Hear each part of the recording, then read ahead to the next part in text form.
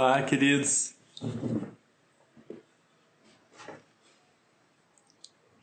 Boa tarde.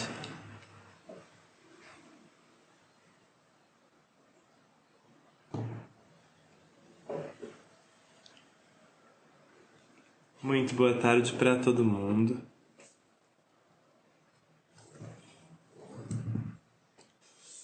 Vou fazer assim. Estou só organizando tudo aqui porque eu vou ler um negócio para vocês hoje e eu quero ter na mão o que eu vou ler para vocês hoje. Boa tarde. Sejam muito bem-vindos. A nossa live de ontem ainda não foi para o YouTube, mas vai hoje. E o áudio dela também vai para o Spotify. Ontem não deu tempo de fazer nada. Eu saí da live e eu fui sentar de novo no computador às 11 e pouco da noite. Então não deu tempo de fazer as coisas. Perdão. Mas hoje vai dar tempo. Hoje nós temos um tema para a nossa conversa, provavelmente para a primeira meia hora, talvez os primeiros 40 minutos da nossa conversa.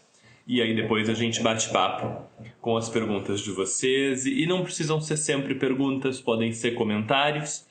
E quem quiser aparecer comigo aqui, conversar de verdade em vídeo, ou fazer uma pergunta mais comprida, ou ter uma conversa, também pode se prontificar. Só dizer que quer ter uma conversa e aí você aparece em vídeo comigo, eu te chamo mais pra frente na nossa live e a gente conversa de verdade. Você pode aproveitar como uma oportunidade para uma consultoria, se você quiser. Tá bom? Mas a primeira parte da nossa conversa de hoje tem um tema. E eu estou começando assim meio rápido, meio de imediato, porque não é um tema facinho assim de conversar e nós vamos precisar de um pouquinho de tempo para ele. A gente vai falar sobre palmada, sobre violência mesmo na educação das crianças. Vocês sabem que o Brasil tem uma lei que ficou popular como a lei da palmada, né? Faz vários anos já que essa lei foi, não sei como é que fala, promulgada, autorizada, entrou em atividade. No entanto, ela não é eficaz no seguinte sentido. As pessoas responsáveis pela redação dessa lei e pela posterior implementação dessa lei nunca tiveram, desde a redação da lei, nunca tiveram a intenção de que essa lei, a lei da palmada, que é popularmente nomeada como Lei Menino Bernardo, porque foi uma criança que foi espancada até a morte, eu não sei se vocês se recordam. Muito obrigado. A lei entrou em vigor. Essa é a forma correta de falar. Obrigado. A Lei Menino Bernardo, em homenagem a Bernardo, um menino que foi brutalmente espancado, não é? Não existe para coibir o uso de palmada. Não existe para que as crianças não levem palmadas. Embora ela tenha ficado conhecida como Lei da Palmada, essa não é a finalidade da lei. A finalidade da lei, de verdade, é que não haja espancamento. Então, o Brasil, hoje, não protege crianças contra palmadas. Protege crianças, teoricamente, protege crianças contra espancamento, né? Então, bater você pode. Se você bater muito, é complicado. Mas bater, você entendeu o tamanho do buraco, né? Então, é complicado. Assim, a nossa lei permite a violência. Ela só decide que não pode quando a violência é demais. Entendeu? E aí você diz, puxa, Gabriel, mas então a gente devia copiar países desenvolvidos, né? E aí eu costumo dizer para vocês que existe uma diferença entre o país que é desenvolvido e o país que tem dinheiro, né? Tem país com dinheiro que também é desenvolvido, e aí você tem leis melhores do que as nossas proibindo qualquer forma de palmada, de agressão contra a criança. E tem país onde isso é super permitido. Se você pegar os Estados Unidos, por exemplo, que costumam ser um país um tanto violento, e especialmente violento contra a criança, lá nos Estados Unidos as leis são muito mais por estado do que do país inteiro, e aí a palmada é permitida em muitos estados dos Estados Unidos, e a agressão física é permitida na escola em alguns estados também. O professor pode bater na criança em alguns estados, né? Então nós temos uma situação que é ruim, mas ela não é ruim só no Brasil. Ela é uma situação ruim em vários lugares do mundo. Tem países onde é melhor, onde a coisa realmente é proibida e tal. Mas outros países onde ela não é melhor. Agora vamos lá. Eu preciso pedir a gentileza de sempre para você, só que hoje com mais intensidade. Essa live tem uma tendência a não ser circulada pelas redes sociais porque ela fala de violência. E aí, como ela fala de violência, que é um negócio chato, né, que a gente não gosta de falar no dia a dia e tal, a tendência é que as pessoas que cheguem nessa live vão embora. É que você chegue nessa live e diga, puxa, o Gabriel tá falando de violência contra a criança na sexta-feira. Ah, não, eu quero um sorvete.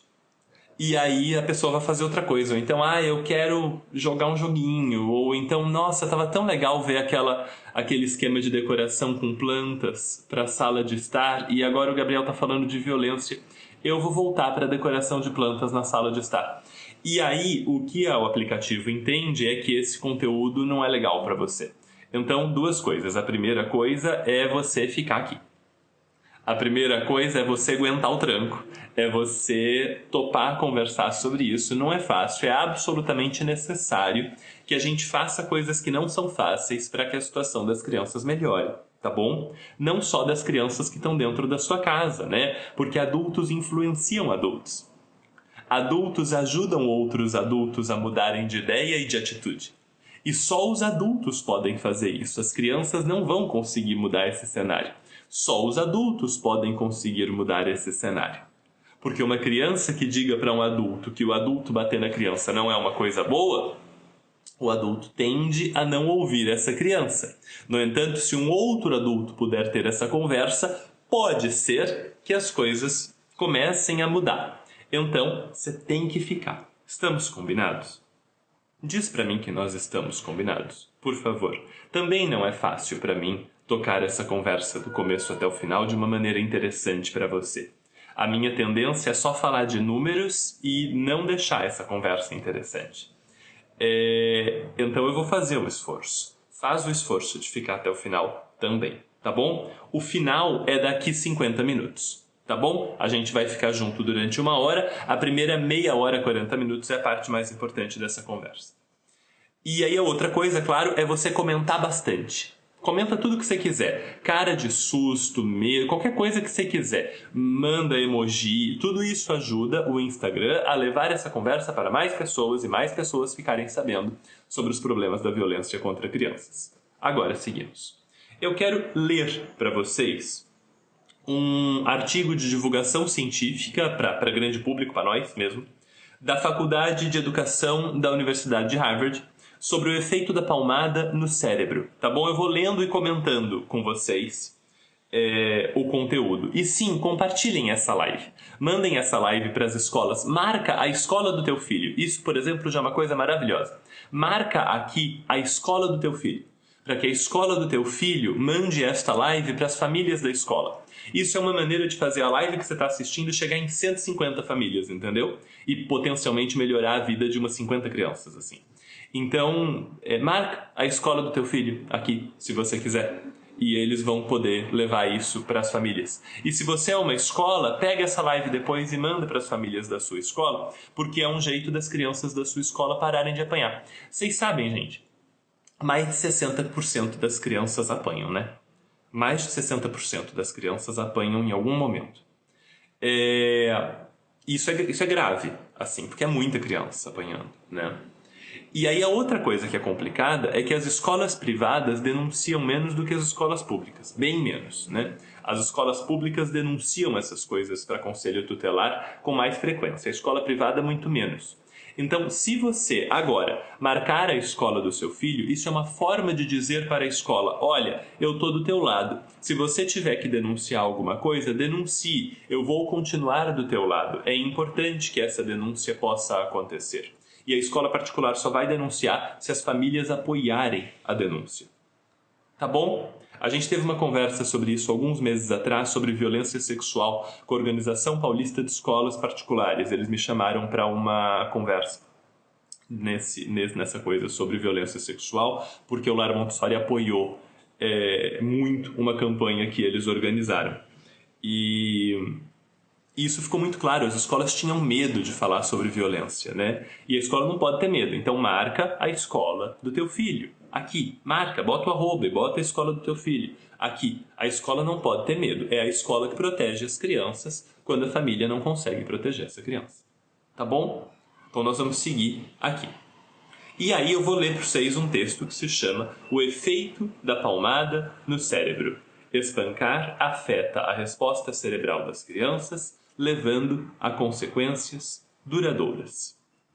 Pesquisas há muito destacam os efeitos negativos da palmada no desenvolvimento socioemocional, na autorregulação e no desenvolvimento cognitivo das crianças. Mas uma nova pesquisa publicada esse mês já faz anos, foi em 2021, tá?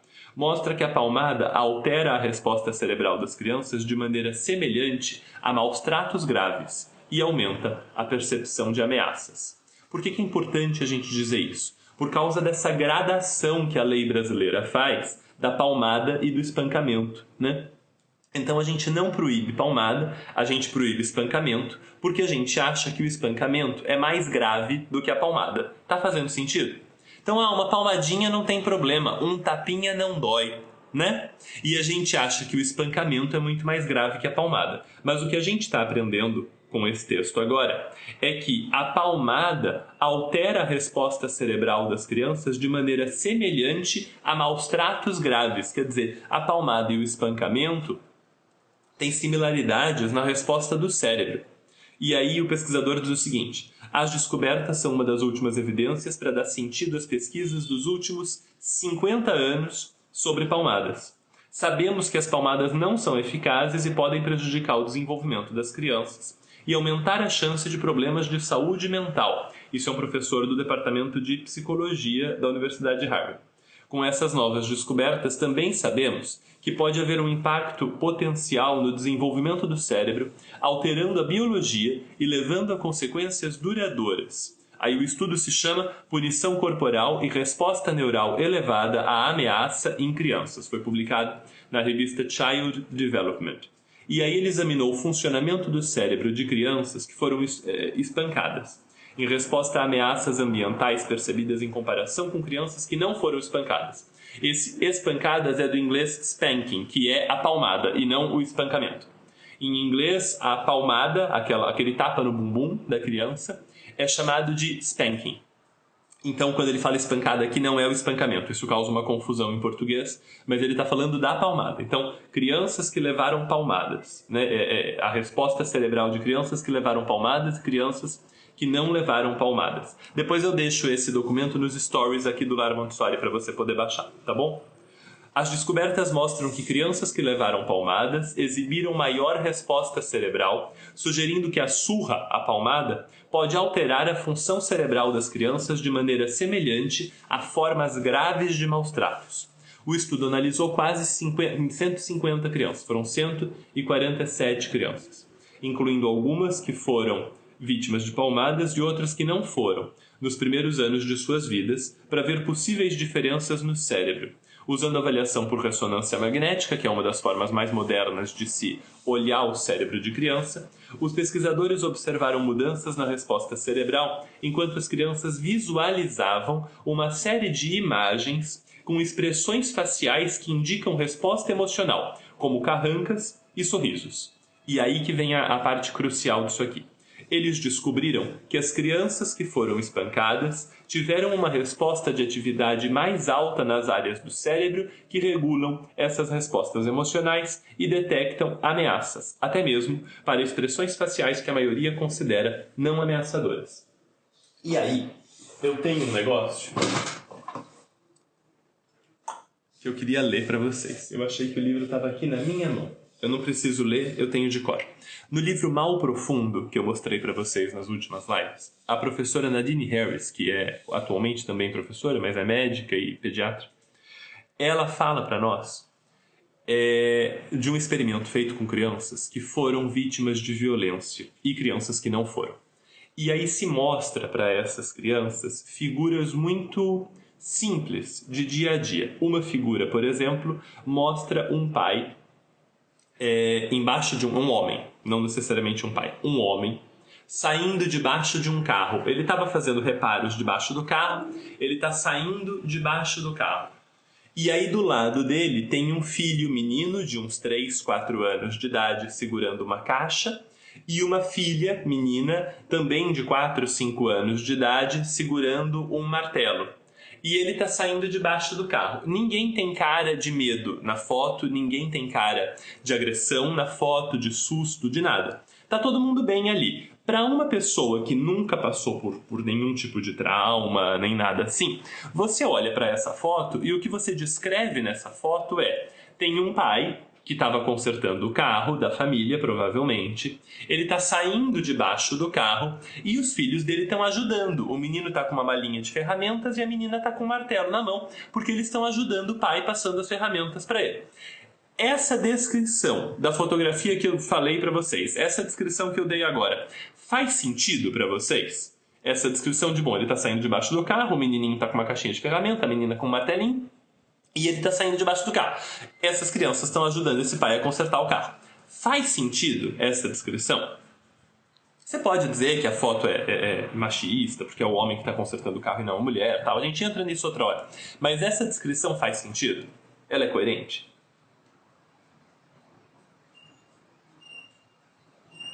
Ela é coerente. Então tá bom. Então olha só. As crianças que não passaram por nenhum tipo de violência, grave ou não grave, porque não têm experiências adversas de infância, descrevem a foto desse jeitinho que eu falei para vocês agora. As crianças que não têm experiências adversas de infância. Vocês sabem como as crianças que têm experiências adversas de infância descrevem a mesma foto? As crianças que foram vítimas de violência descrevem exatamente a mesma foto, dizendo que o menino estava com uma caixa que ele ia jogar em cima do pai para fazer o pai ficar parado ou prender o pai no chão. A menina ia dar uma martelada na cabeça do pai e o carro ia cair em cima do pai e o pai ia morrer. Uma das crianças disse que a menina ia usar o martelo para matar o pai e o irmão. Essa descrição terrível que eu estou dando agora para vocês, essas pessoas que estão fazendo esses emojis voarem aqui no canto são pessoas muito legais, eu agradeço muito, porque como o tema é violento, a tendência é o Instagram não fazer o tema circular. Então isso aqui ajuda, tá? Se você quiser fazer os emojis voar aqui do lado, isso ajuda a fazer a live ficar no ar e chegar em mais pessoas. É terrível, né? E aí, isso que eu descrevi agora para vocês, para ajudar a gente a entender esse experimento que eles fizeram aqui com as crianças. Qual é o experimento que o artigo de Harvard está descrevendo? O experimento que o artigo de Harvard está descrevendo pegaram 150 crianças, um grupo dessas 150 crianças levava palmada de vez em quando. Um outro grupo dessas 150 crianças não levava palmada de vez em quando. Nunca. E aí o que aconteceu é que as crianças que levavam palmada descreveram as imagens violentas, descreveram as imagens não violentas de forma mais intensa. Fizeram isso que eu falei para vocês agora, essa historinha que eu contei para vocês agora. É isso que aconteceu em experimentos tipo esse que o artigo de Harvard está descrevendo pra gente. O que eles dizem eles descobriram que as crianças que levaram palmadas tiveram uma resposta de atividade mais alta nas áreas do cérebro que regulam respostas emocionais e detectam ameaças. Até mesmo para expressões faciais que a maioria consideraria não ameaçadoras. Então veja, a criança detecta a ameaça onde não existe ameaça. O pai tá saindo, porque ela apanhou. O pai tá saindo debaixo do carro e a criança olha para aquela situação e vê a menina com o martelo na mão e ela diz, essa menina vai bater no pai. Ela não vai, não tem nada na imagem que indique que essa menina vai bater no pai. Mas a criança que apanhou detecta ameaça onde não existe ameaça. Ela é, eu vou usar uma palavra forte, ela é enlouquecida por causa da violência que é cometida contra ela. Ela começa a ver perigo onde o perigo não existe. Isso quer dizer que o nível de estresse dessa criança é constantemente elevado. Porque uma criança que vê perigo onde o perigo existe só fica estressada, preocupada, só se sente ameaçada quando o perigo é real. Uma criança que vê perigo onde o perigo não existe, que é efeito de ter apanhado na vida, quando ela apanhou na vida, ela passa a ver perigo onde o perigo não existe, essa criança fica estressada o tempo inteiro. Porque o cérebro dela é alterado pelo trauma de ter apanhado. E a gente não está falando de maus tratos graves. Essa é a novidade desse estudo. A gente não está falando de uma criança que passou por maus tratos graves. A gente está falando de uma criança que apanhou de vez em quando. E essa criança que apanhou de vez em quando passa a ter medo de tudo o tempo todo. É essa a novidade do artigo. Eu estou colocando isso em termos de boteco e padaria, mas é isso, né? Aí a Kessia disse, juro que pensei que as crianças estavam se defendendo do pai. Então nós temos um exemplo de uma criança que apanhou, né? É assim que o pensamento acontece. Vocês viram um exemplo vivo de uma pessoa.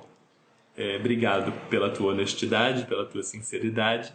Vocês viram um exemplo vivo de uma pessoa que reagiu à mesma descrição de uma maneira completamente diferente. É isso que acontece, né? É isso que acontece. E aí continua. Talvez, surpreendentemente, a surra, a palmada, provoca uma resposta semelhante no cérebro das crianças a experiências mais ameaçadoras, como o abuso sexual. Você vê as mesmas reações no cérebro. Essas consequências afetam potencialmente o cérebro em áreas frequentemente envolvidas na regulação emocional e na detecção de ameaças, para que as crianças possam responder rapidamente a ameaças do ambiente. Então a gente está dizendo que a criança que apanha dos pais é como se ela tivesse sido abusada sexualmente. A gente não pode falar a palavra inteira que o Instagram derruba o acesso das coisas, eu esqueci. Né? Mas é como se ela tivesse sido abusada sexualmente. Entendeu? Agora eu vou subir os comentários aqui. A criança é intensa, não é necessário espancamento para que os efeitos surjam. Exato, com a palmada eles surgem. Sempre alerta, sempre alerta. Depois que os filhos nascem, fica ainda mais presente esse sentimento e esses pensamentos. Eu apanhei de vez em quando, inclusive na escola, mas em adulta fiz e faço terapia e vejo o lado bom dessa foto. Isso. A gente não está dizendo, e é bom que ninguém entenda, que isso é irreversível. Isso é reversível. Isso é uma outra parte da história que a gente pode conversar, inclusive na segunda parte dessa conversa de hoje. É reversível, né? O processo que a Montessori descreve como normalização, ou que no lar Montessori a gente normalmente chama de equilíbrio natural da criança, é o processo por meio do qual a criança se cura desse tipo de coisa. A gente para com a violência e a gente começa um processo terapêutico quase com essa criança, psicopedagógico com essa criança, para que ela possa internamente se curar daquilo que aconteceu com ela. É reversível, só que é muito melhor não ter que reverter, né, gente? É muito melhor se, como ponto de partida, a gente não criar esse tipo de mal-estar, de sofrimento, né? Continuamos, ó. Crianças em idade pré-escolar e escolar e até adultos que foram espancados têm maior probabilidade de desenvolver transtorno de ansiedade e depressão, ou têm mais dificuldade de se envolver positivamente nas escolas, nas habilidades de regulação que sabemos serem necessárias para terem sucesso em ambientes educacionais. Aí eu vou ler só o finalzinho aqui do texto com vocês, tá bom?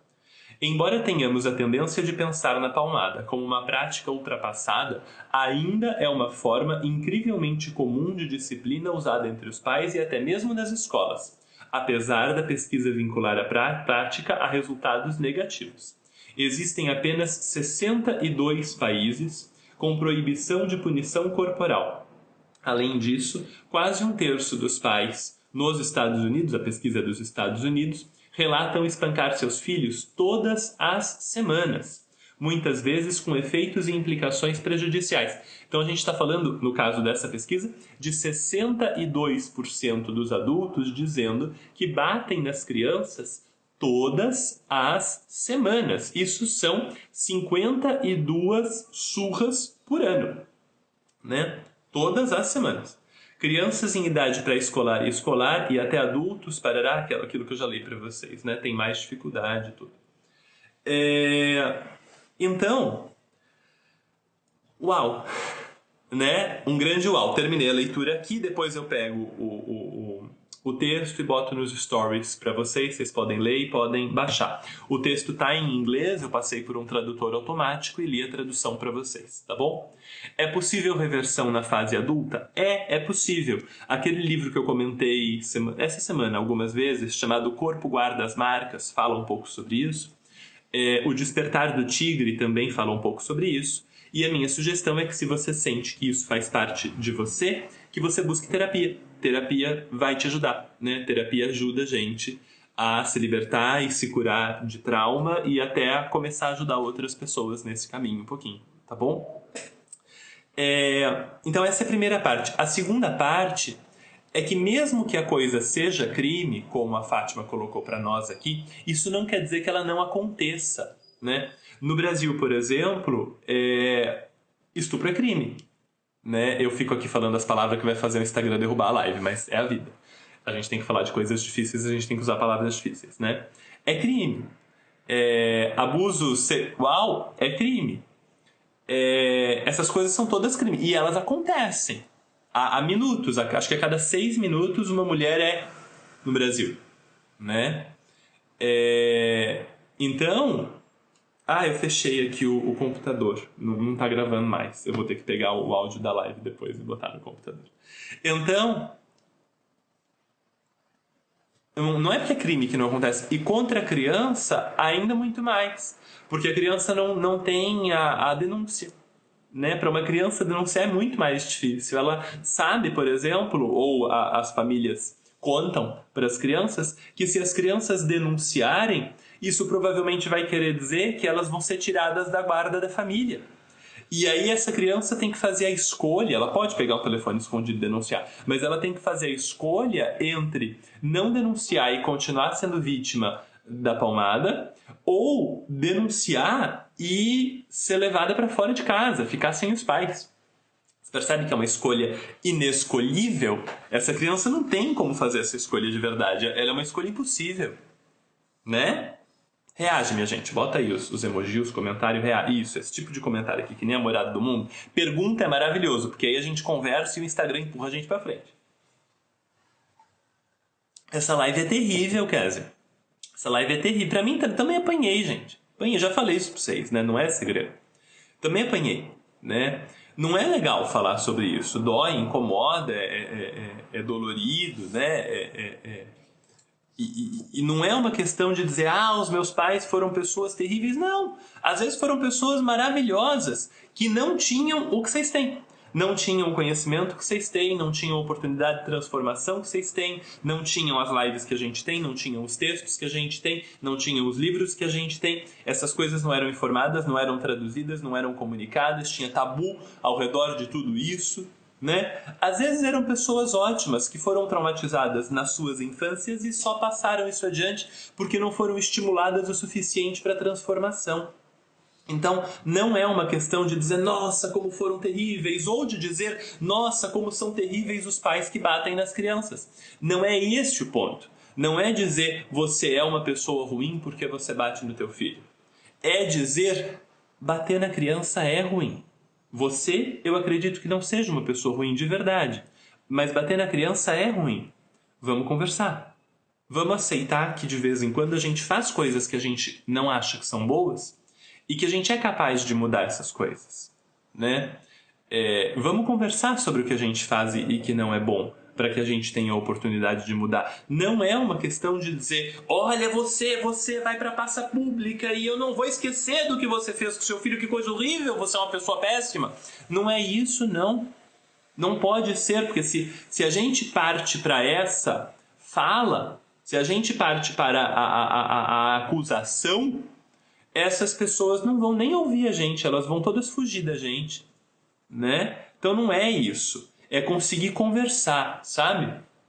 Em muito curso presencial, acontece de vir alguém falar comigo no intervalo, né? A pessoa senta do meu lado no intervalo, porque é mais reservado, mais quietinho. A pessoa tem barulho na sala e tal, e a pessoa vem falar comigo mais reservadamente. E a pessoa diz, Gabriel, eu preciso falar com você. Sabe, eu bato no meu filho. E eu não me orgulho disso, mas eu bato no meu filho. E às vezes a pessoa para só aí, começa a lacrimejar, né? E a questão não é dizer, então você vai sair daqui preso, que eu vou chamar o conselho tutelar agora. Não é essa a questão. A questão é dizer, me conta o que faz você bater, assim, o que você sente que faz você bater, né? E aí muitas vezes é um grito, por exemplo. E aí às vezes a próxima pergunta é, me conta o que acontecia quando você era criança e você gritava, né? E aí muitas vezes essa pessoa apanhou, ou muitas vezes essa pessoa recebia gritos dos adultos, ou ela era posta de castigo, ou ela era xingada e humilhada e qualquer coisa assim. Ou a pessoa diz, eu bato quando os meus filhos questionam minha autoridade, né? E aí vale a gente perguntar, como é que os seus pais exerciam autoridade com você, né? Então, é muito importante a gente entender o que está acontecendo dentro dessa pessoa que bate, né? E a pessoa que bate entender o que está acontecendo dentro dela mesma. Porque muita gente não bate por incompreensão. Muita gente que bate sabe que está batendo errado, sabe que aquilo não é bom, sabe que não vai resolver. Bate não como uma alternativa estudada e decidida, não. Eu decidi que eu serei um pai que vai bater. Essa é a minha identidade, eu sou uma pessoa que bate. Normalmente não é isso. Normalmente a pessoa fala, não, eu sei que não é legal, sabe? Eu até me arrependo, eu bato e depois eu fico chateado, eu bato e aí eu choro depois que eu bato no meu filho. Eu fico muito triste, né? Depois que eu bato no meu filho. Mas eu acabo batendo, mesmo assim, porque eu perco a calma, porque tananã, né? Bate por falta de recurso, não só por falta de recurso técnico, no sentido de, em vez de bater, é melhor se eu conversar, ou em vez de bater, é melhor se eu... Não só por falta de recurso técnico, de técnica, mas por falta de recurso emocional, porque não sabe administrar as próprias emoções, né? Não é só que não conhece outra forma de educar, é que não conhece um jeito de cuidar dessa raiva. Essa raiva aparece e esse adulto não consegue dar conta dessa raiva antes de bater, e aí bate, né? Não bate porque não sabe fazer de outro jeito, é que não bate porque não sabe lidar com a raiva. E isso é uma parte muito importante, a gente entender que a gente está com raiva, ou que a gente está magoado, ou que a gente está ofendido, ou que a gente está apressado, ou que a gente está ansioso, ou que a gente está angustiado. É muito importante a gente entender o que a gente está sentindo e dizer, bom, ok, isso é o que eu estou sentindo. Eu posso sentir o que eu estou sentindo. Essa não é a questão, né? Eu posso sentir o que eu estou sentindo. Tá tudo bem eu sentir essa raiva, né? Eu aprendi a sentir essa raiva. Eu aprendi quando criança, eu aprendi quando adolescente, eu aprendi depois de adulto. Então eu sinto essa raiva. Beleza, nós não estamos questionando o fato de que a raiva é sentida. Ela é um sentimento, ela vai aparecer. Agora, o que eu vou fazer com essa raiva é um outro passo. Sentir a raiva e bater são duas partes da coisa, né? Sentir a raiva e humilhar são duas partes da coisa, né? Então, não é uma questão de saber, é uma questão de ter um cérebro capaz de controlar, né? Porque olha o que acontece, veja você, olha o que acontece com o cérebro da criança que apanha, né? A criança apanha. Aí ela desenvolve um cérebro que não consegue regular as próprias emoções. Nós vamos passo a passo aqui. A criança tem 3 anos, aí ela apanha. Aí ela desenvolve um cérebro que não consegue regular as próprias emoções. Aí ela se desregula mais, então ela grita mais, ela foge mais, ela corre mais, ela empurra mais, ela ofende mais, porque ela não consegue regular as próprias emoções. Aí ela apanha mais. Aí o cérebro dela fica pior ainda na regulação das próprias emoções. Aí ela chega na idade adulta. Quando ela chega na idade adulta, ela chega com o cérebro completamente escangalhado, né? E aí ela até sabe que bater não é legal. Digamos que ela saiba. Porque tem um monte de gente que não sabe, né? Tem um monte de igreja que fala que é pra bater mesmo, tem um monte de político que fala que é pra bater mesmo, tem um monte de torcida de futebol, de líder, de não sei o quê, de líder do bairro, do sindicato, que fala que é pra bater mesmo. E aí essa pessoa absorve essa ideia de que é pra bater mesmo. Mas vamos dizer que essa pessoa saiba que bater não é legal. Só que ela passou por uma primeira infância, uma segunda infância e uma adolescência apanhando. E o cérebro dela ficou completamente desorganizado. E aí agora é um adulto que não tem um cérebro capaz de organizar-se, não tem um cérebro capaz de regular-se. E o esforço deste adulto para se regular é diferente do seu, talvez. Talvez você olhe para esse adulto e fale, puxa, eu não consigo acreditar que ele não consegue. Ele tem que conseguir. Ele é um adulto, ele tem que conseguir. É verdade, ele é um adulto e ele tem que conseguir. Mas ele tem um cérebro deficiente nesse sentido. É como se o cérebro dele tivesse um tipo de uma dislexia. E você fala, eu não acredito que ele não consegue ler. Eu não consigo acreditar que ele não consegue ler. O cérebro dele foi destruído nesse sentido. É claro que ele não consegue ler. Né? Eu não estou falando da dislexia, pelo amor de Deus. Eu estou falando da questão da regulação emocional. Estou só usando como metáfora. Né? Ou então você pega uma pessoa adulta com um transtorno de déficit de atenção e hiperatividade. Fala, não acredito que ele não consegue prestar atenção. É inadmissível que ele não consiga prestar atenção. Ele tem um cérebro que não consegue. O cérebro dele não consegue, biologicamente está lá. Ele apanhou até que o cérebro dele derretesse nesse pedaço. Ele não consegue. É claro que eu estou usando metáforas muito grossas aqui, né? Muito pouco refinadas aqui. É mais refinado do que isso. Mas é isso. É um cérebro que não faz essas ligações do jeito que talvez o teu faça, que talvez o meu faça. Né? E aí bate. O que a gente precisa fazer? A gente precisa treinar esse cérebro para não bater. Só que para uma pessoa se abrir o suficiente para se treinar, para agir diferente, ela precisa se sentir segura. Ela precisa se sentir segura. Você quer ver um negócio? Isso é um esforço que eu faço e eu vou falar sobre isso com vocês em seguida. Vocês se sentem seguras e seguros aqui no Lar Montessori? Vocês se sentem seguros aqui? Vocês se sentem seguros comigo? Por exemplo, para mandar uma mensagem para mim e falar, Gabriel, eu preciso te contar um negócio muito particular. Vocês se sentem seguros aqui? Né? Aqui é público, mas de mandar uma mensagem em inbox, por exemplo, no Lar Montessori, com um negócio complicado, né? Às vezes num curso, por exemplo, que é uma coisa mais fechada, mais reservada, as pessoas contam coisas muito difíceis de contar publicamente.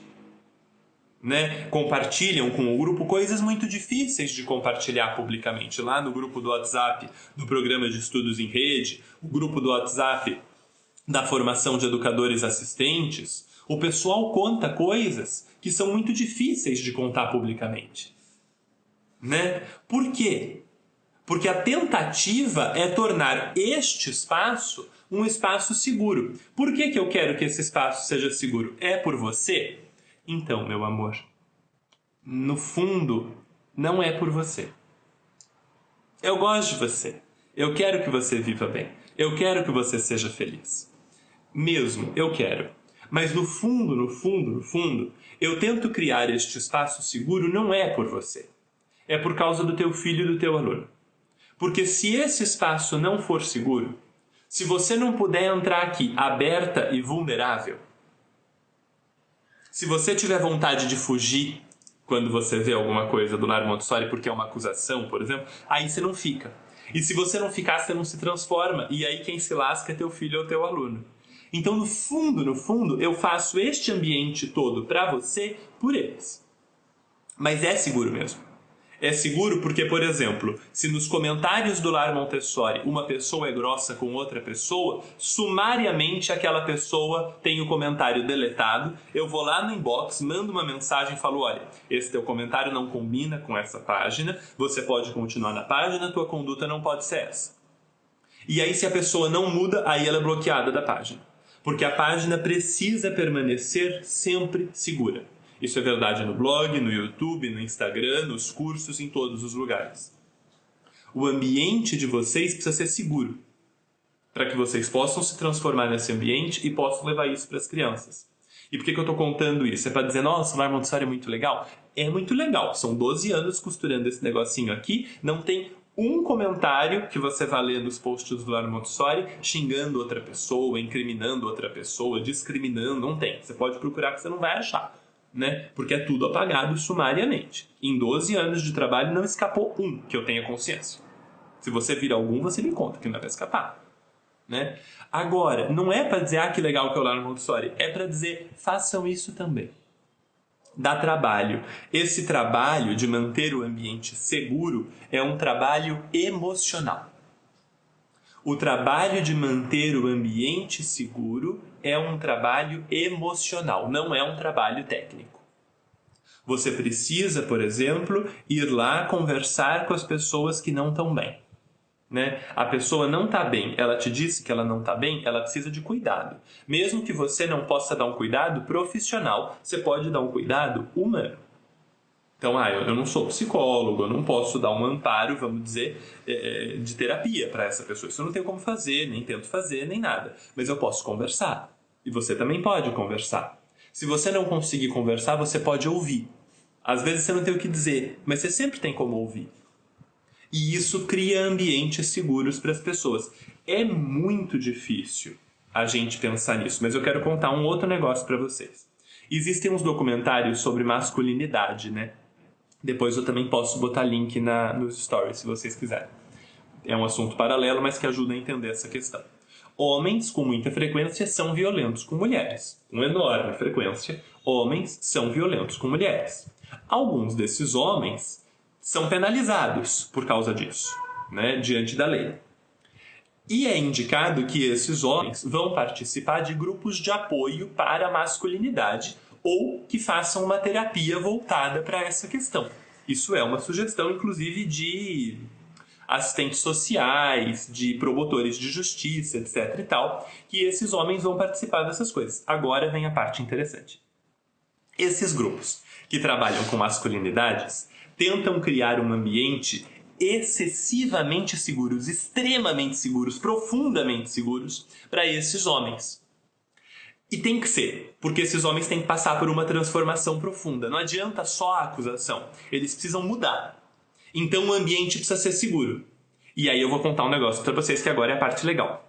O homem que é violento é acusado, é culpado e é penalizado, mas não vai para o grupo de apoio, para o grupo de trabalho com masculinidade, para o grupo seguro. Esse homem que passou por tudo isso, esse homem tem uma tendência a reincidir de 60%. Esse homem foi acusado e penalizado. E mesmo assim, ele tem uma tendência de reincidir de 60%. Grave esse número. 60% depois de ser penalizado. Ele vai ser violento de novo. O homem que foi violento, foi acusado, foi penalizado, mas foi para o grupo de apoio, que é o lugar seguro, o lugar tranquilo, onde a gente vai trabalhar com calma e a gente vai fazer a transformação num ambiente seguro, num ambiente tranquilo. Esse homem tem uma taxa de reincidência de 1%. 1%. A diferença é de 60% para 1% por causa do grupo de apoio. Ambientes seguros promovem transformação. Ambientes seguros e intencionais, né? É um ambiente seguro onde a gente vai para se transformar, assim. E vai para se transformar não porque quer, porque a decisão judicial obrigou a ir. Se não for para lá, vai preso, por exemplo. Então ele até vai para lá sem ter vontade de ir para lá. Às vezes vai lá conduzido pela polícia. Mas uma vez chegando lá, o ambiente é seguro. Ele não é acusado ali. Ali o ambiente é seguro. E ali ocorre este patamar de transformação. A taxa de reincidência cai de 60% para 1%. Por isso, esse é o efeito, meus anjos, de ambientes seguros. Esse é o efeito de ambientes seguros. Se a gente consegue criar um ambiente seguro para qualquer adulto, para o homem que é violento com a mulher, para o adulto que é violento com a criança, para o branco que é violento com a pessoa negra, a pessoa heterossexual que é violenta com a pessoa homossexual, qualquer uma dessas pessoas, se puder encontrar um ambiente seguro e intencional para se transformar, se transforma. A chance de reincidência some. Você concorda que praticamente some? Porque se a gente vai de 60% para 1%, isso quer dizer que a enormidade desses homens não reincidem. Eles mudam. Não é que eles reincidem uma de cada 100 vezes. Não, é que um de cada 100 homens vai reincidir. Dada uma situação, ele tem uma chance em 100 de reincidir. A maior parte não reincide. Tem muita mulher que é violenta com homem, mas é desproporcional. Né? Tem, mas vale a pena falar, muito obrigado por trazer e tudo, mas é completamente desproporcional, né? Tem violência em casais homossexuais, homem com homens ou mulheres com mulheres, tem violência em relações transexuais, tem violência em todas as situações, né? Opressão e tudo, aparece em tudo, né? Mas tem proporções, por isso que eu uso os exemplos que eu uso, né? Porque proporcionalmente as coisas se destacam em alguns sentidos. Mas a parte fundamental disso, gente, é que a transformação é possível. A parte incrível disso é que a transformação é possível. Mas ela não é possível pela acusação, pela lei ou pela penalização. Este homem foi acusado, foi culpado, penalizado e reincidiu 60% das vezes. Aí, meu Jesus, né? Como é ineficaz esse sistema que a gente tem de acusar, penalizar, não está resolvendo. Acusa, penaliza, tal, tem que fazer, mas a transformação não vai acontecer desse jeito. A transformação vai acontecer por causa de ambientes seguros que promovam transformação. Então, se você está numa escola, por exemplo, e você marcou a escola do teu filho? Se você não marcou a escola do teu filho, você está apoiando palmada por quê, meu amor? Assim. Se até agora você não marcou a escola do teu filho, o que no seu coraçãozinho diz, não, eu quero proteger as pessoas que dão palmadas, eu não quero que elas tenham a chance de se transformar. O que foi que aconteceu no teu coração para você não marcar a escola do teu filho? Não tô sacando. Né? Então marca a escola do teu filho aqui embaixo, porque você não vai conseguir marcar todas as famílias da escola. Mas se você marcar a escola pode mandar essa live pelo WhatsApp da escola, pelo Instagram da escola, para todas as famílias da escola. E aí essas famílias têm a chance de se transformar. Tá bom? A escola Jacer Montessori não resolve. Não resolve. A escola Jacer Montessori não resolve. As famílias de escolas montessorianas também batem. É bem ruim isso, mas as famílias das escolas montessorianas também batem. Tá? Isso já teve levantamento que as escolas me contaram, né? Levantamento feito em escola Montessori, em que 60% dos alunos disseram apanhar das famílias. 60% dos alunos disseram apanhar das famílias na escola Montessori. Né? Então elas não apanham na escola. Elas não apanham da professora, mas em casa. Então a escola Montessori também tem que fazer esse tipo de coisa. Não basta você dizer, não, eu tenho uma escola Montessori. Na minha escola esse problema não acontece. Bom, não acontece dentro da tua escola, com a graça de Deus, mas acontece fora dela. E a gente precisa. Não é passar a informação, é a oportunidade de transformação. É diferente. Tá bom? Então, agora nós estamos acabando. Deixa eu ver que horas são. Estou com a impressão de que eu vou estourar o tempo hoje. Não, talvez não. Estou acabando. a gente vai fazer 2 exercícios. E aí você vai precisar ou pegar papel e caneta, ou você vai ter que usar o chat aqui, que você vai ter que escrever, tá bom? Você pode escolher como você quer fazer. Se você quiser escrever no chat, escreva no chat. Para mim é maravilhoso, isso ajuda a nossa live aí para mais gente. Então pode escrever, mas é pessoal. Então se você quiser usar um pedacinho de papel, você também pode usar um pedacinho de papel. Cata aí o papel e caneta, e quando você tiver catado o papel e caneta, manda um coraçãozinho aqui do lado, que aí quando subir os coraçõezinhos eu vou saber que vocês pegaram papel e caneta e eu começo o exercício.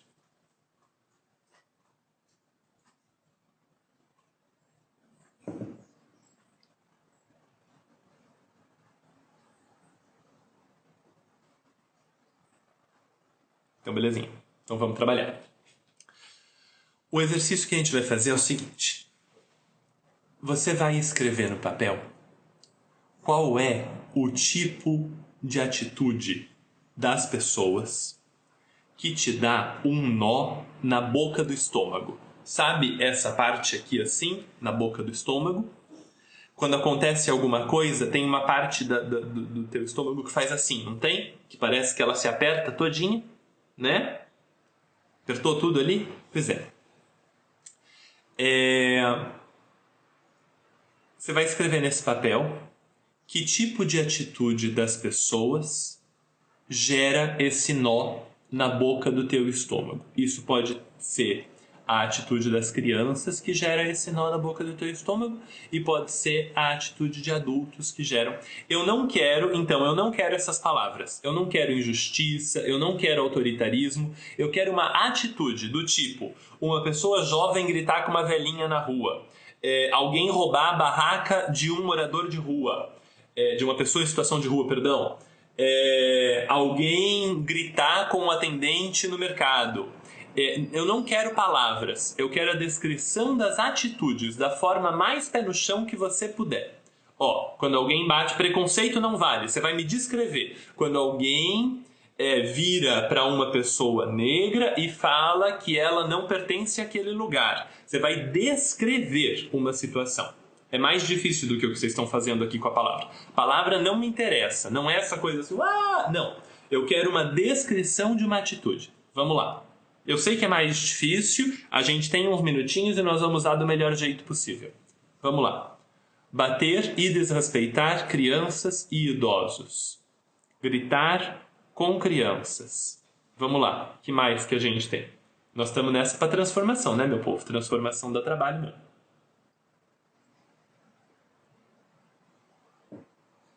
Que mais?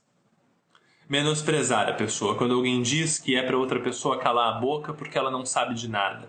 Quando me acusam de alguma coisa. Quando alguém grita com a criança. Ver crianças em situação de rua. Quando alguém diz que não posso falar sobre não bater em crianças porque não sou mãe. Essa é triste mesmo. Deixar uma criança... Todas são tristes, mas é que essa daí eu vivi durante muito tempo, aí a minha reação a ela é mais emocional. Deixar uma criança que está chorando sozinha, em total descontrole emocional, dizendo que ela está manipulando, me fazendo de idiota. Ver crianças em situação de rua, quando me acusam de algo que não fiz. Uma vez vi um pai dar um tapão na cara de um menino de 6 anos, porque ele caiu no barro e sujou o kimono de karatê. Quando alguém é arrogante com alguém que julga inferior. Tá legal. Então agora que nós identificamos as atitudes que dão um nó na boca dos nossos estômagos, adultos consumindo drogas com crianças em volta.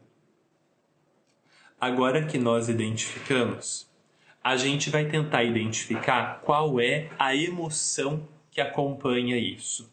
Assim, a emoção que acompanha é raiva.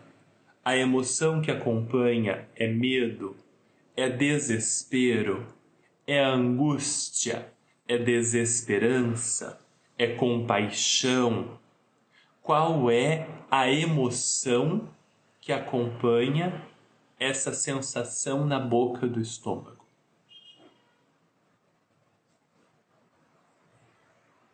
Tenta aí. Qual é a emoção? A emoção é raiva. Qual é a emoção? É tristeza. angústia e desespero. Qual é a emoção que acompanha essa sensação? Medo, raiva, ira, angústia.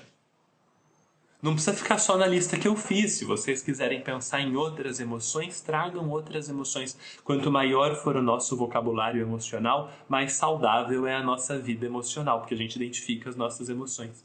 Desespero. Eu fico com o rosto quente e quase nunca sei responder. Medo, angústia.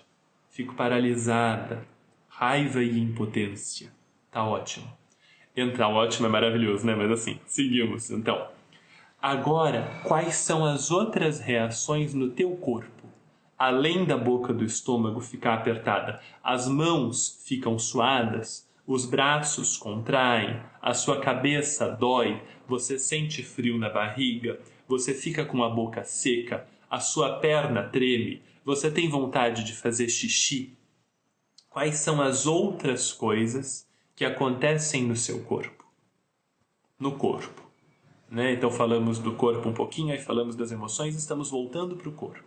Quais são as outras coisas que acontecem no seu corpo? Mãos geladas, mãos trêmulas, a cabeça dói, eu choro. O meu corpo se retrai, ele se encolhe.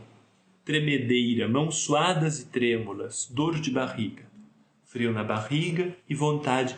Gente, deixa eu garantir para vocês um negócio. Eu não vou largar vocês assim, tá bom? Antes da gente terminar, eu coloco vocês num estado de equilíbrio de novo, tá bom? A gente faz um exercício para colocar os pés no chão outra vez e conseguir viver o nosso dia depois, tá bom? O olho enche de lágrimas, eu fico tensa e os ombros ficam tensos, o coração acelera, palpitação, necessidade de bater em alguma coisa. Então sentimos um monte de coisas. Agora vem a parte difícil. Isso tudo foi fácil, tá bom? Agora vem a parte difícil do exercício. A parte difícil do exercício é: em que situação análoga da sua infância, já vou explicar o que quer dizer análoga. Em que situação análoga da sua infância você sentia a mesma coisa? Assim, eu vejo uma criança sozinha na rua à noite e eu tremo, o meu corpo todo treme. Tá, então essa criança está sozinha na rua à noite e o meu corpo todo treme. Em qual situação da tua infância que tinha alguma semelhança o teu corpo tremia? Quando você era deixado sozinho no quarto, teu corpo tremia? Quando você era mandada para sentar isolada das outras crianças no canto da sala, o seu corpo tremia? Em que outra situação da tua vida na infância que tinha alguma similaridade com aquela, o teu corpo tremia? Eu passei fome quando eu era criança, então meu corpo tremia? Por exemplo, quando meu pai chegava em casa ou tratava mal minha mãe. Eu não vou ler os nomes de vocês nesse momento, porque isso vai ficar gravado e eu não exponho vocês, tá bom? Eu vou lendo só os comentários. Quando meu pai chegava em casa e tratava mal minha mãe. Às vezes a gente não se lembra e tá tudo bem, não tem importância se você não se lembrar. Não lembro de quase nada da infância, é verdade. Muitas vezes a gente apaga, e apaga por um motivo. Tá tudo bem. Quando eu não era respeitada como ser humano, eu reagia dessa maneira, né? Que mais? Eu não me lembro e não lembrar me causa angústia. Tá tudo bem, você não precisa lembrar agora. A lembrança vem no momento que ela pode vir. Enquanto ela não pode vir, a memória faz o favor de não deixar ela vir. Se você for atrás de terapia, às vezes na terapia a memória vem, porque você está num ambiente seguro, com uma ajuda direta, e aí a memória consegue vir. Se ela não está vindo, não força. Se ela não está vindo, não força. Quer dizer que ela não está pronta para vir, não tem problema. Aí o que você vai fazer é que você vai suspender essa parte, você vai tomar um copinho d'água e você vai voltar já para o exercício de tranquilização que a gente vai fazer no final. Não tem problema, não força a tua memória, se ela não está vindo, ela não pode vir agora, tá tranquilo, tá bom? quando minha mãe gritava e questionava para eu e meus irmãos sobre algo que havia quebrado ou que havíamos desobedecido. Briga familiar, quando eu sentia que não era validado. Então veja que há, com muita frequência, não é sempre, não é uma regra universal, não é, ai meu Deus, isso sempre funciona, não é. Mas com muita frequência existe uma relação, quando meu pai gritava comigo ou quando eu fazia algo que sabia que ia apanhar do meu pai, quando me ofendiam moralmente, quando meu pai brigava no trânsito, quando eu tinha que cuidar da casa da irmã, nós duas pequenas, e quando meus pais chegavam, medo e raiva. Lembro de todas as vezes, quando eu era ridicularizada pelo que eu sentia, né? Então, vocês percebam, queridos, que existe uma relação, nem sempre é uma relação direta, nem sempre é isso, então A causou B, não é isso que a gente está dizendo, mas existe uma relação entre as coisas que nos geravam emoções fortes na criança, quando a gente era criança, que a gente vivenciou quando criança, e as coisas que nos geram emoções fortes agora, que geram raiva, que geram tristeza agora. Né? Então meu pai brigava no trânsito. É coincidência eu não dirigir? Não sei. Isso quem vai dizer se é coincidência ou não é um excelente psicólogo, né? Ou você, a partir da terapia, a gente não vai fazer assim, então é por isso, tal. Não é essa a ideia. A ideia é a gente perceber que dentro da gente existem relações, pode não ser causa e consequência, mas existe uma relação entre aquilo que a gente sentia quando era criança em determinadas situações e aquilo que a gente sente depois de adulto naquelas situações. Né? Algumas coisas vão fazer sentido, vão. Algumas coisas vão fazer sentido. Né? E que bom que algumas coisas fazem sentido. Mesmo quando o sentido não é gostoso, o fato dela fazer sentido nos faz bem. Não é verdade? O fato de você falar, isso já faz bem pra gente, né? E pode ajudar outras pessoas também. Então, se você tem pessoas que você acha que poderiam ser ajudadas por esse exercício, manda a live. Não tenta fazer o exercício com a pessoa, porque pode ser responsabilidade demais e você pode quebrar. Você pode quebrar em algum momento, né? As primeiras vezes que eu fiz esse tipo de exercício com pessoas, eu fiz presencialmente, com muita lentidão, só metade do exercício, parará. Então, não sai fazendo assim, a Deus dará, pode dar errado, né? Faz com muito cuidado, tá? Manda live para as pessoas, se você quiser. Pode ser mais legal. Fala, não precisa assistir tudo não, assiste só o final, tá? Mas é legal você assistir tudo também. Eu prometi para vocês que a gente ia fazer um exercício de tranquilização, certo? Isso que a gente entendeu agora, a gente entendeu por um motivo, que é o seguinte: as ações das crianças causam emoções na gente. Às vezes a ação de uma criança causa raiva, às vezes a ação de uma criança causa desespero, às vezes a ação de uma criança causa vergonha na gente, né? Quando isso acontece, vale a pena a gente examinar o que acontecia quando a gente era criança. Como é que agiam com a gente quando a gente fazia aquelas coisas? Para que a gente comece a entender que aquilo que a gente sente, muitas vezes tem uma relação com aquilo que a gente sentia quando a gente era criança. A gente não sentia o corpo contrair todinho, né? Tem uma relação. Tá bom? E vale a pena a gente lembrar que quando a gente apanha, quando criança, o cérebro da gente se estrutura mal em alguns sentidos. Então, depois de adulto, a gente pode ter mais dificuldade de lidar com as emoções porque a gente apanhou quando criança. É coerente. E a gente vai ter que fazer o trabalho mesmo assim. A gente não, então tá bom, então eu tenho essa dificuldade e pronto. Não, vai ter que fazer o trabalho. Mas eu entendo de onde vem essa dificuldade. É importante essa parte também. Tá bom? Nós vamos agora fazer um exercício final de tranquilização. Eu vou ficar em pé aqui com vocês e vamos tentar achar um ângulo que funcione. Espera aí. Funciona, né? Então tá bom. Eu não me organizo inteiro para essas lives, eu só organizo essa parte do meu corpo. Mas vamos lá. Nós vamos fazer um exercício agora para a gente finalizar o que a gente está... Eu pareço um gigante, né? Eu sou grande, mas eu não sou desse tamanho. Deixa eu mostrar um negócio para vocês, porque fica desproporcional. é assim, tá bom? Essa é a visão de um ângulo decente, tá? Eu vou deixar você aqui embaixo mesmo assim, porque vai ser importante. Mas vamos lá. Se você puder ficar em pé, é bom. Se você puder ficar em pé, isso nos ajuda, porque o exercício que a gente vai fazer agora é em pé, tá bom? Então, se você puder ficar em pé, vai ser legal pra você. Vocês estão me ouvindo bem quando eu falo daqui assim? Dá pra ouvir legal? Me confirma se daqui dá pra ouvir bem, que aí eu continuo o exercício com vocês daqui. Por favor. Vou só esperar essa confirmação e aí a gente começa.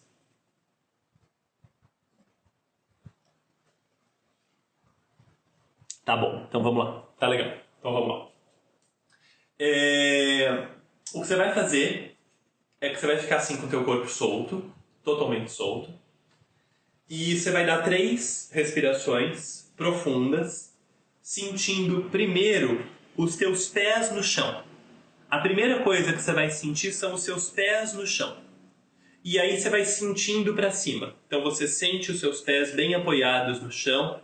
Aí sente as suas pernas bem apoiadas nos seus pés, bem apoiados no chão. Aí sente o seu tronco bem apoiado nas pernas, bem apoiadas nos pés, bem apoiadas no chão.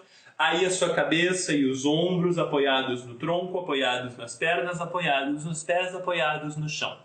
Você começa dos pés e vai sentindo a solidez do teu corpo todo, a firmeza do teu corpo todo. Tá bom? 4 respirações para isso. Vamos lá. Inspirando, você sente os seus pés. E expirando, você sente os seus pés. Bem apoiados no chão. Inspirando, você sente as pernas firmes apoiadas nos pés, sólidos apoiados no chão. Inspirando, você sente o seu tronco estável, apoiados nas pernas, firmes, apoiadas nos pés, sólidas, apoiados no chão.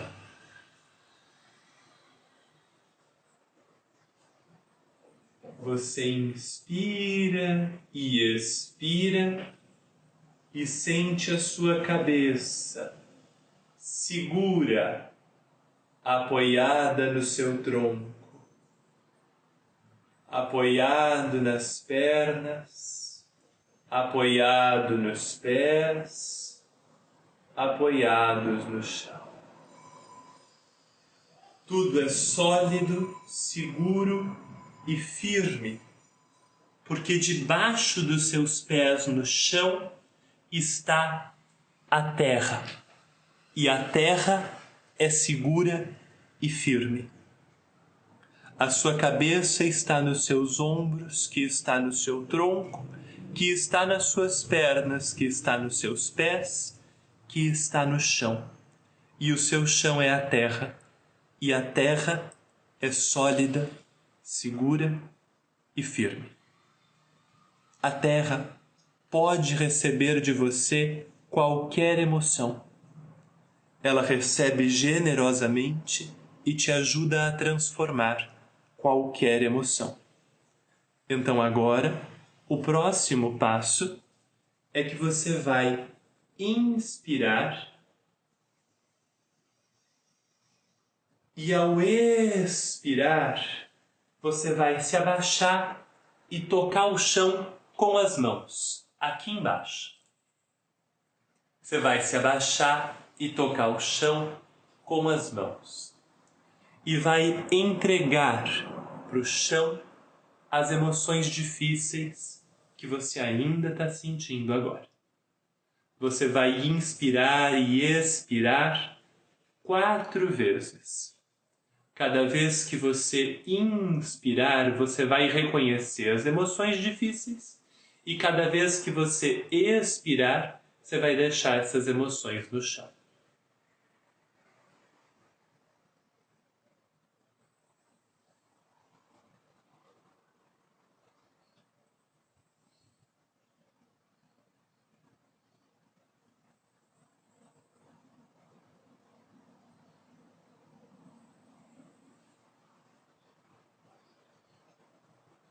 Quando você terminar, você pode se sentar na sua cadeira de novo para a última parte do nosso exercício. Termine com calma.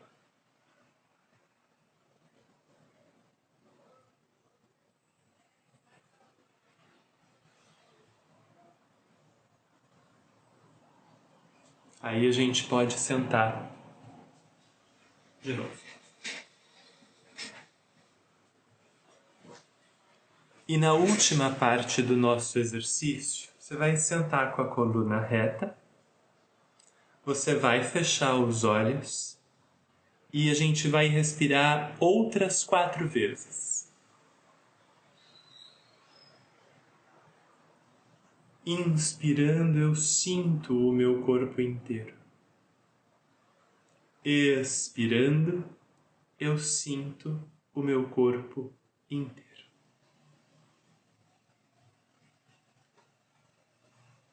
Inspirando, eu relaxo o meu corpo inteiro. Eu solto tudo. Expirando, eu relaxo mais ainda.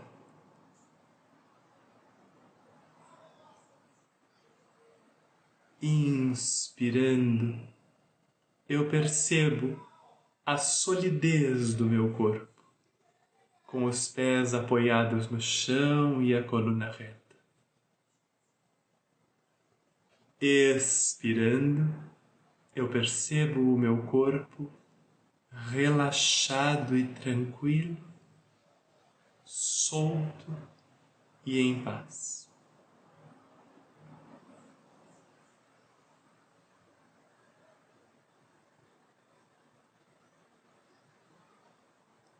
Se você sentir que precisa de mais algumas respirações, que a direção é essa, mas você precisa respirar mais um pouco, continue até você se sentir descansado. Aí você pode terminar. Tá bom? Meus queridos, muito obrigado. Foi uma delícia estar com vocês hoje. Esse tipo de conversa foi o que motivou a criação do curso O Poder da Criança. O Poder da Criança não é este tipo de conversa. O Poder da Criança é bem mais. É um curso de início em Montessori, mas de um início bom, para que você consiga levar Montessori para suas crianças da melhor maneira possível. Ele é um curso que inclui 12 anos de refinamento de exercícios como esse, de aulas para a transformação do adulto e para a gente poder oferecer uma vida melhor para as nossas crianças. Foram 12 anos lapidando. Lembra que eu falei, não faz esse exercício na orelhada com as pessoas e tal? Foram 12 anos lapidando isso bem devagarzinho até chegar num estado de excelência. O Poder da Criança, eu acho que é o conteúdo, o curso como um todo, mais refinado, mais detalhado, mais cuidado que eu já preparei. Ele está disponível para você fazer a sua inscrição e a inscrição dele tem um valor que não é super barato, eu tenho consciência disso. São aproximadamente R$60 por mês, 59 a 61, dependendo de onde você estiver. Mas R$60 por mês. Durante 11 meses, ou então você pode fazer o pagamento à vista, que tem um desconto e tal. São muito bem gastos.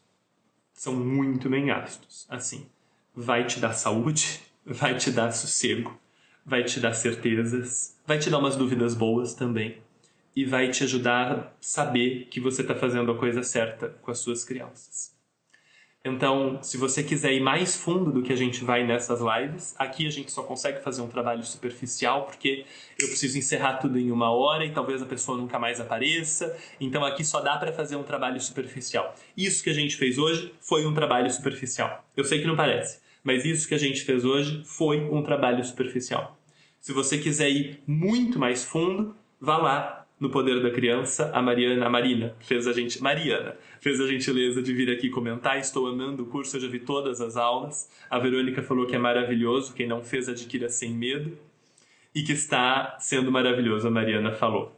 Se você precisar de ajuda para fazer a inscrição, quiser saber mais sobre o curso, quiser conversar comigo para saber se ele é bom para você, quiser falar sobre os seus filhos ou os seus alunos para saber se o curso vai te ajudar, manda mensagem por inbox para mim e eu vou responder por direct, né? Você vai lá nas mensagens do Lar Montessori, escreve para mim, a gente conversa, eu te ajudo a entender se ele é para você, quando ele é para você, qual a necessidade ou não de você fazer ele agora. Fala comigo e eu penso junto com você lá no direct. Tá bom? Manda mensagem pra mim, a gente vai conversar. Mas façam. Isso vai transformar a tua vida e a vida das tuas crianças muito de verdade, assim. Não é brincadeirinha, não. A gente tá nessa a sério, a gente tá nessa para que as coisas melhorem rápido e melhorem bem. E melhorem de um jeito bom pra você. Então, vai lá de verdade, tá bom? É o curso O Poder da Criança. A Denise falou, Gabriel, as palavras não são suficientes pra minha gratidão. Eu que agradeço um comentário desse. Obrigado. O único problema do curso é que você só fala sobre isso com outros, porque você quer que todo mundo faça. Ele tem essa característica.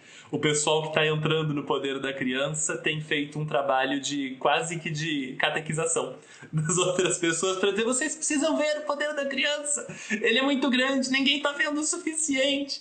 Aqui a gente só consegue fazer um trabalho superficial, que eu tento fazer com frequência, com insistência, mas lá a gente consegue ir onde a gente precisa ir, junto, de um jeito legal, com tempo.